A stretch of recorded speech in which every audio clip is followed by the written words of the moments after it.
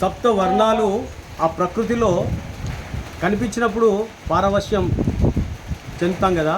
అదే మన బ్యాక్డ్రాప్లో కనిపిస్తున్న ఆ దృశ్యం, మరి ఆ వర్షం అనూహ్యంగా పడడము, అక్కడ లైట్గా ఎండ కాయడము, అక్కడ అద్భుతమైన ఆ సప్తవర్ణాలతో కూడిన రెయిన్బో బ్రహ్మాండంగా, ఎక్సలెంట్గా, గ్లోరియస్గా, బ్యూటిఫుల్గా ఎట్లా కనిపిస్తుందో మనం చూస్తున్నాం.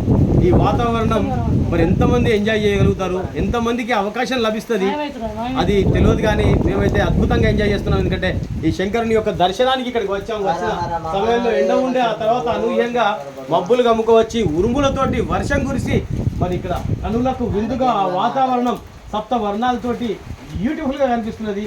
नीले नीले अंबर पर चांद जब आए, प्यार बरसाए, हमको तरसाए, ऐसा कोई साथी हो, ऐसा कोई प्रेमी हो, प्यास दिल की बुझा जाए, नीले नीले अंबर पर चांद जब आए.